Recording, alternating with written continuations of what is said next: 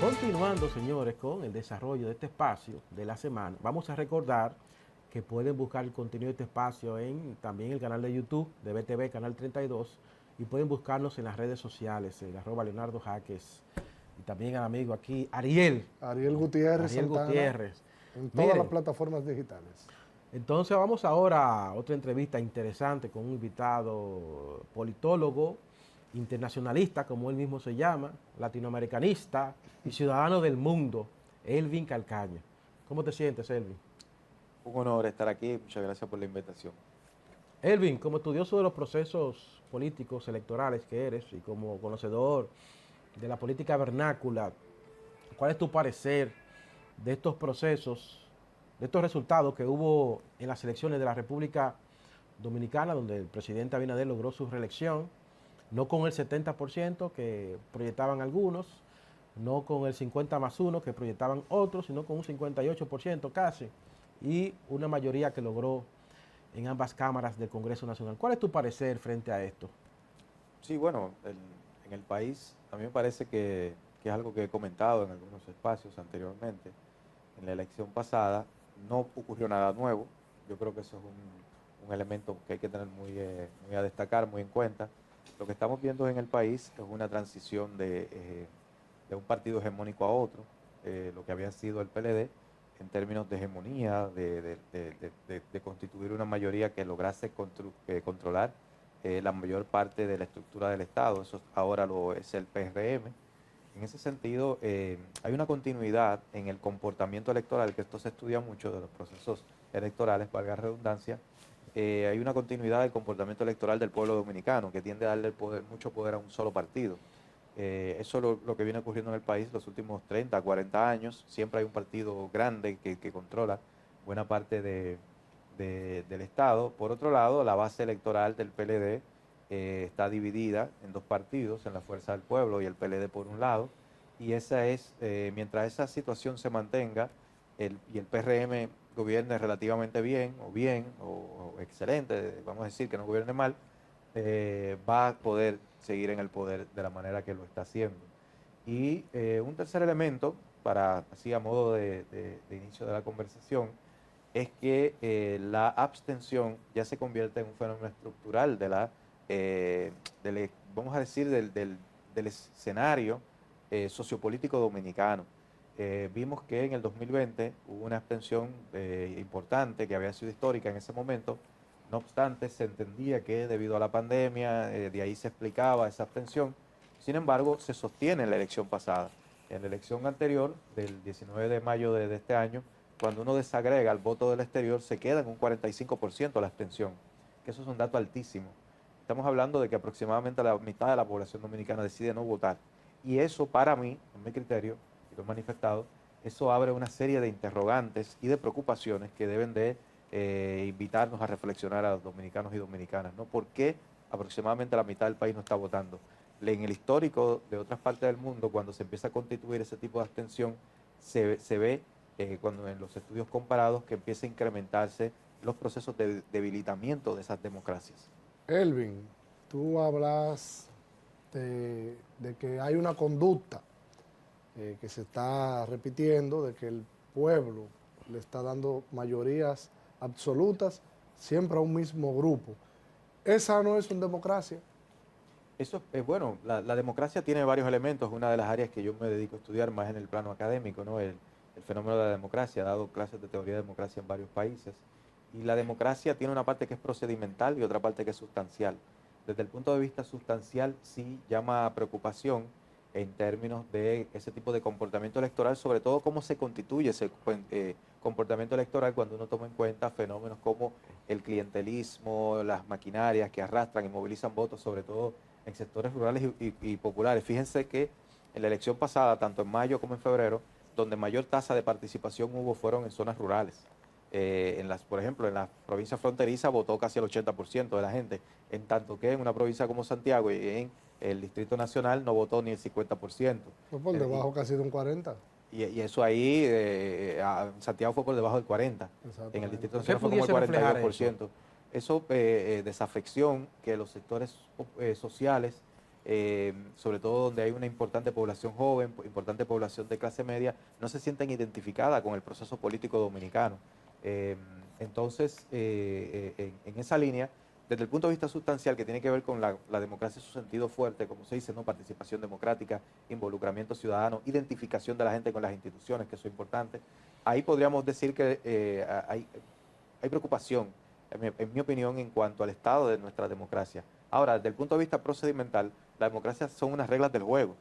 Y las reglas del juego dicen que lo que se salga del voto mayoritario, eso es. Y si la gente decide darle el poder en el 90% a un partido, es ese que se lo dio la gente. Desde el punto de vista procedimental, es así en la democracia. Ahora, cuando la vemos desde otra perspectiva, en el otro lado, hay preocupación. No, mira, esa es una situación preocupante que se evidenció en el 2020, pero ya ahora se confirmó, porque sin pandemia, casi un 50% de la población no haya votado. Yo creo que es un indicativo de la necesidad que hay de, si se quiere, reoxigenar las venas abiertas de la democracia dominicana. ¿Tú crees que los partidos políticos dominicanos le están fallando a la sociedad en términos de las expectativas que tiene la gente frente a lo que debería procurar, posibilitar la clase gobernante en términos de calidad de los servicios públicos y de satisfacer sus necesidades más básicas y elementales? En alguna medida diría que sí, pero también eso hay que verlo desde el punto de vista de que, y eso se da en la mayor parte del mundo, en los últimos 200 años, vamos a decir, cuando se constituyen las democracias modernas, que son las democracias dentro de un marco liberal republicano, que es como el que tenemos en el país. Y es que las demandas ciudadanas suelen ir más rápidas que la capacidad de la democracia de responderlas. Y los partidos políticos son parte de la democracia, incluso la constitución. No la constituyen, pero sí la estructuran. Los partidos políticos tienen ese rol. Como estructuras que median entre ciudadanía y el Estado, ellos estructuran la sociedad, los partidos políticos y en consecuencia la democracia.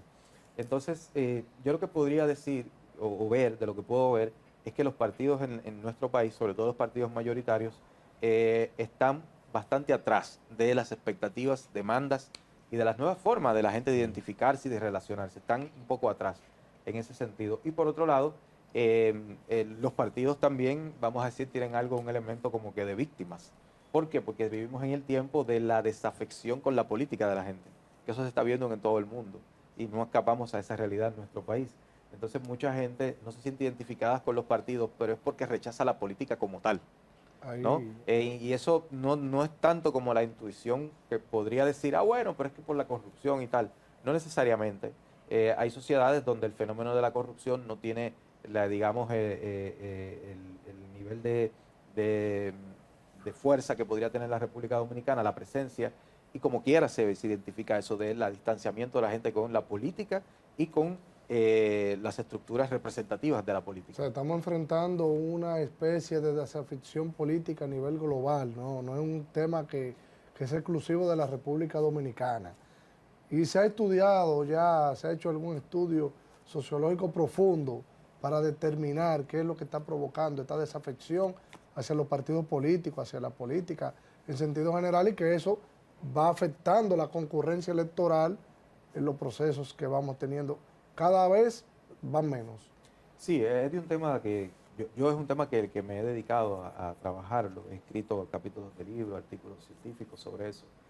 Y una de las principales características que se identifica en los últimos 30 años de historia es que en la medida que se desconectan economía y democracia, le va mal a la democracia. La gente se empieza a despegar de la política y de la democracia como tal. Y pongo un ejemplo concreto, ¿no? Porque esto tiene una dimensión que es muy teórica, ¿no? En cuanto a la teorización sobre la democracia, pero una cuestión práctica, por ejemplo, en El Salvador, con el fenómeno Bukele, para un ciudadano salvadoreño que por los últimos 20 años, para poder salir de su casa tenía que pagar un peaje a un pandillero, una mara, una cosa de eso. Le podían matar a un familiar, un hijo, un hermano, y no pasaba absolutamente nada. Para ese ciudadano, ¿qué es la democracia? No era nada. Para una persona en nuestro país, un joven de un barrio, de un campo, que tiene que salir cada día a buscárselas como sea, sin saber necesariamente qué va a poder terminar cenando ese día, ¿qué representa la democracia para ese joven? Nada. Entonces, cuando la democracia se desconecta de la reproducción de vida material de la gente, hay un desapego con la democracia, Se hay un se aplica la descreimiento. pirámide de Maslow, que estamos viviendo los instintos primitivos. Sí, Vamos al final. hay elementos de eso. Entonces, lo que ha ocurrido a nivel general del mundo en los últimos 30, 40 años es que ha habido un desanclaje social del sistema económico en nuestras sociedades. Se ha desanclado, como dicen autores importantes como David Harvey, Wendy Brown, que ellos señalan que el capitalismo se ha desanclado socialmente. Y en la medida que se desancla socialmente, que el Estado se desresponsabiliza de sus responsabilidades sociales, valga la redundancia, pues la gente entiende que pues, ellos resuelven sus cosas a su modo. Bueno, que tiene que ver el Estado conmigo, la política, si yo tengo que salir a buscármela, ¿para qué diablo tengo que ver con eso? Entonces vienen alternativas políticas que dicen, mira, eso de la democracia es una tontería. Resultado, preso los delincuentes, tal. Y estamos viendo ese tipo de fenómenos en América Latina y en el mundo. Entonces, pasa gran parte de la solución a este tipo de problemas. La democracia tiene que tener una manifestación económica, tiene que manifestarse en la economía de la gente. De lo contrario, se va a seguir debilitando. Elvin, vemos en la región, parte de los países de la región, y lo vemos en la República Dominicana, cómo hay una tendencia creciente de los ciudadanos a exigir a los gobiernos que sean más contundentes para enfrentar problemas, por ejemplo, como la inseguridad ciudadana. Inclusive citaste el caso de El Salvador, donde ya de manera abierta es un presidente Estado, si se quiere, que ha tomado medidas contundentes, incluyendo decretar mensualmente, perdón, mejor dicho, corrijo, utilizar el Congreso Nacional que él controla para aprobar mensualmente unos estados de excepción que le permite prácticamente conculcar los más sagrados y elementales derechos del hombre. ¿Tú crees que esto pudiese ser el principio del fin de la democracia como la conocemos hoy? Esa exigencia de la gente pidiéndole al Estado que le conculque derechos a cambio de que tengan más seguridad garantizada en las calles. No creería, o por lo menos esperaría que no sea así. Soy un optimista responsable. Trato de ser optimista porque si no, no sé si sería así. Hay que ver lo siguiente, la democracia históricamente suele estar en crisis por la propia funcionamiento de la democracia, ¿no? Como dice Pierre Rosanvallon, el gran teórico sobre la democracia francés, la democracia es estructuralmente inestable, él dice, porque promete cosas que no puede cumplir completamente. O sea, la democracia se fundamenta en las ideas de libertad y de igualdad, sí, lo cual no se puede manifestar por completo, sino solamente de manera parcial. Somos parcialmente iguales, pero no del todo, porque incluso no se puede, ¿no? En la medida de que todo el mundo sea igual, no seríamos libres. Y en la medida que todo el mundo sea libre, que haga lo que le dé la gana, pues no se puede constituir la igualdad. Tiene ese problema la democracia. Y que la democracia es un procedimiento que suele ser aburrido. Una cosa es las campañas electorales, que son espectaculares, sí, ¿no? Con los spots y la caravana, y vamos para allá, y esto va a ser así. Después viene el procedimiento político, que es aburrido, que hay que consensuar, tiene una parte muy técnica, que hay que redactar, que hay que cumplir con la Constitución, que hay que cumplir con un presupuesto. Es así, el procedimiento no es igual que en un momento, digamos, y ahí electoral. Es que vienen las grandes decepciones. Ahí vienen las decepciones, ¿no? Ahí viene la gente que dice, bueno, pero es que me dijeron esto y no se está dando como me dijeron. Bueno, sí, pero eso va en camino, espérese. Entonces, se da eso. Entonces, yo en ese sentido, que la democracia está en crisis hoy día no es nuevo. Lo que sí es nuevo, y es lo que yo creo que debe llamar a preocuparnos y a ponerle atención, es los elementos que están provocando crisis hoy día en la democracia son propios de esta época. Entonces yo diría que en la medida de que no sean atendidos en su fondo, sí podríamos estar habilitando un proceso como el que hubo en la década de entreguerras, entre el 1918 al 1939 del siglo pasado, sobre todo en Europa, que es un periodo de gobiernos autoritarios con apoyo popular. Eso podríamos estarlo viendo. Sí, mira, yo por ahí es que me quiero ir. Porque si nos ponemos a analizar la historia democrática del mundo, tenemos menos tiempo en democracia que lo que tenemos de existencia. Si vamos a hacer esa comparación.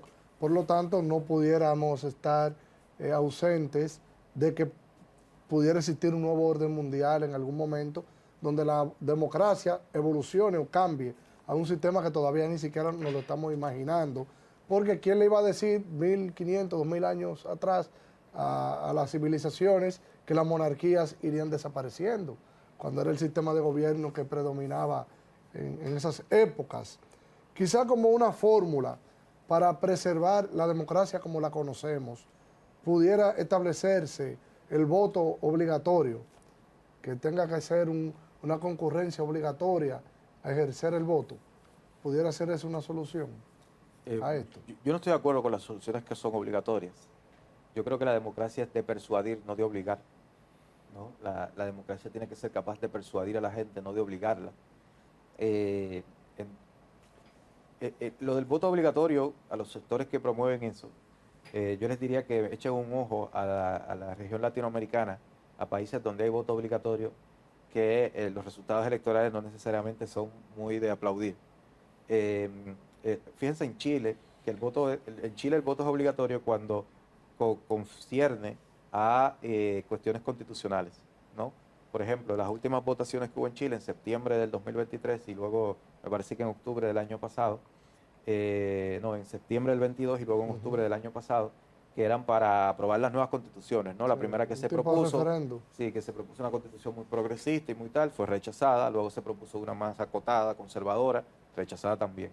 En Chile, cuando para ese tipo de votación es obligatorio votar, y en esas votaciones la gente votó 2 propuestas constitucionales en las antípodas, rechazadas las 2. En Ecuador el voto es obligatorio, y es obligatorio de manera coercitiva, o sea, tiene consecuencias si la gente no vota. Por ejemplo, si en Ecuador un ciudadano no vota, que es un país que yo conozco bien, pues viví unos años allí, si en Ecuador una persona no vota, no puede luego renovar una cédula, por ejemplo. No puede hacer ningún acto público. Hasta que pase un nuevo proceso electoral. Hasta que pague una multa. Civil, tiene que pagar una multa. Es un muerto civil. Sí, tiene que pagar una multa, que allí es como creo que un salario básico, para poder rehabilitarse como ciudadano. Así es allí. Wow. Pero en Ecuador, en las últimas 2 elecciones, las decisiones populares no han sido tan auspiciosas. O sea, en Ecuador se votó un presidente que es el actual, que fue un individuo que en la primera vuelta electoral del año pasado, que hubo una elección presidencial, digamos, no usual, porque un presidente anterior había disuelto la asamblea, se lanzó haciendo TikTok y haciendo una serie de cosas, salió electo. Y allí las cosas están de mal a peor, ¿no? De Guatemala a Guatepeor. Entonces, yo diría que con cuidado, porque si mucha gente está llamando al voto obligatorio porque entiende que la gente no está votando como a ellos les gusta, les diría que no crean que si la gente está obligada a votar, va a votar como les gusta también. Si pudiera darse que ese porcentaje tan alto de abstención, entonces vota quizá hasta por un relajo que aparezca en la boleta. Voto antisistema. Sí, voto antisistema. Voto antisistema. Entonces, con cuidado, yo diría, con esas cosas. Y eso no pudiera también protegerse con el ninguno. Exacto. Sí, hay mecanismos, pero yo creo que estas discusiones, ojo, este tipo de... Es un tema profundo. Sí, claro, totalmente, porque esto es un tema donde intervienen cómo uno ve las cosas, valores, etcétera. Y desde mi punto de vista, como yo lo veo y digamos mis valores, yo creo que la democracia es para persuadir y convencer, no para obligar. Elvin, aterrizando aquí en la democracia platanera dominicana, el gobierno tiene grandes reformas pendientes, incluyendo la reforma constitucional, que ha sido una promesa del presidente Abinader, a los fines de establecer unos candados que impidan que un presidente en el futuro intente reformar la Constitución en lo atinente al aspecto de la reelección, como se hizo aquí en el 2010, que le permitió al presidente Fernández habilitarse y poder postularse más adelante, y como se hizo en el 2015, que le permitió al presidente Danilo Medina reelegirse. El presidente Abinader dice que está comprometido con establecer esos candados. Pero también está la reforma fiscal. Veo al gobierno con la duda de cuál reforma lanzar primero, porque vemos frente a la Constitucional la posibilidad de que la oposición política se movilice y se erija el líder opositor, el presidente Fernández, como defensor de la Constitución, como ellos enarbolan a través de las redes sociales, pero también la reforma fiscal, que los sectores que pudiesen cargar con esta, el sector turismo, sector tabacalero y otros sectores, han dicho que, y sector también de las bebidas alcohólicas, han dicho de que no están en disposición de cargar con esa reforma y de que ya su sector no resiste más la carga de esos impuestos. ¿Tú crees que el gobierno debería, qué reforma lanzar primero, la reforma fiscal, la reforma constitucional, o debería dejar eso así, que continúe la fiesta y el mambo? Bueno, desde un punto de vista lógico, y no siempre es necesariamente lógica la política porque es muy compleja, la primera reforma debería ser la fiscal, porque es la reforma a partir de la cual te garantiza el marco de recursos que vas a tener para desarrollar tu proyecto en los 4 años que le quedan, ¿no?, al presidente y al partido de gobierno. Sin embargo, lo que yo he escuchado es que se va a lanzar primero la constitucional. No sé muy bien, no tengo mayor información. Lo que sí ocurre es que yo creo que lo que está en debate, en el fondo, es el modelo de crecimiento dominicano que hemos tenido por los últimos 30 años, que es un modelo que ha sido exitoso en una gran parte, pero es un modelo que genera crecimiento con mucha exclusión y mucha desigualdad, y que se sustenta en buena parte en deuda. Entonces es un modelo que se muestra agotado, y sobre todo luce agotado en algo muy concreto, que es que se necesitan unos recursos. Se habla de unos 220.000 millones de pesos aproximadamente para poder realizar muchas de las obras que requiere el país. Entonces, un país que, por ejemplo, cuando uno ve todos estos tapones y muchas situaciones de ese tipo, habla de que se requieren recursos para soluciones inmediatas, rápidas, a problemas de la cotidianidad del dominicano, la cuestión eléctrica, el agua potable, que todo. Este es uno de los pocos países de América Latina donde hay problemas de agua potable todavía. Sí, o sea, es impensable en muchos países de América Latina ese dilema que vio mucha gente en el país, ¿no? De que cuándo es que le mandan el agua, cuándo sí, cuándo no. Aquí, Todavía tenemos ese problema. Y lo grande es que somos una isla rodeada de agua por todos los Y es un lados. país creciendo económicamente ya 30 años. O sea, y un país con una población tan aguajera. Entonces, sí se requieren unos recursos, y el modelo que hay ahora no permite tener esos recursos para solucionar ese problema. Y el gobierno va a tener que buscar recursos. Bueno, señores, hemos llegado al final de esta entrevista. Manténganse ahí. En breve continuamos.